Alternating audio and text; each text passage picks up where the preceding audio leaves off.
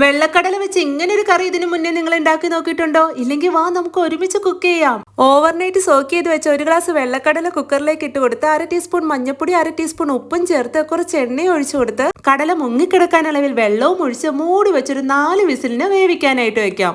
ആ സമയം കൊണ്ട് ഒരു പാനിലേക്ക് കുറച്ച് എണ്ണ ഒഴിച്ചു കൊടുത്ത് വലിയ കഷ്ണങ്ങളാക്കി അരിഞ്ഞെടുത്ത ഒരു സവോള, ചെറുതായി അരിഞ്ഞെടുത്ത 5-6 വെളുത്തുള്ളി, ചെറിയൊരു കഷ്ണം ഇഞ്ചി, 3-4 വറ്റൽമുളക്, 8-10 കാഷ്യൂ നട്ട്സും ഇട്ട് കൊടുത്ത് ചെറുതായി ഇളക്കി വഴറ്റി ഇതൊന്ന് വഴണ്ടി വരുമ്പോൾ ഒരു മിക്സിയുടെ ജാറിലേക്ക് ഇട്ട് കൊടുത്ത് നല്ലപോലെ നരച്ച് മാറ്റി വയ്ക്കാം. ഇനി ഒരു ബൗളിലേക്ക് 1 കപ്പ് തൈര് ഇട്ട് കൊടുത്ത് 1 ടേബിൾ സ്പൂൺ കാശ്മീരി മുളക് പൊടി, 1 ടേബിൾ സ്പൂൺ മല്ലിപ്പൊടി, 1 tablespoon meat masala, 1 teaspoon garam masala, 1/2 teaspoon മഞ്ഞൾപ്പൊടിയും ചേർത്ത് നന്നായി ഇളക്കി മിക്സ് ചെയ്ത് അതും നമുക്കൊന്ന് മാറ്റി വെക്കാം. ഈ സമയം കൊണ്ട് ഇതാ നോക്കി നമ്മുടെ കടലയൊക്കെ നല്ലപോലെ വെന്ത് വന്നിട്ടുണ്ടേ.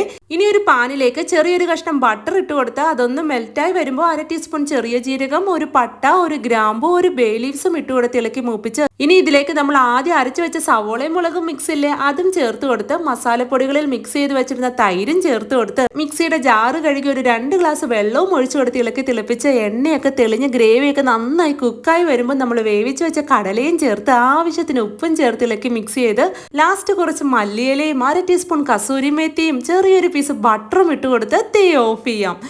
ഇന്ന ഒരു ഐറ്റം എന്നൊന്നും ഞാൻ പറയുന്നില്ല, ഏതിൻ്റെ ഒപ്പവും നമ്മുടെ ഈ കടലക്കറി നല്ല അടിപൊളിയാ. അപ്പോൾ എങ്ങനെയാ ഒന്ന് ട്രൈ ചെയ്ത് നോക്കാമല്ലേ? അപ്പോൾ ഇതേപോലെയുള്ള ഈസി ആൻഡ് ടേസ്റ്റി റെസിപ്പീസിന് ഈ പേജ് ഒന്ന് ഫോളോ ചെയ്യാനും ലൈക്ക് ചെയ്യാനും മറക്കല്ലേ. അപ്പോൾ ഓക്കെ, ബൈ.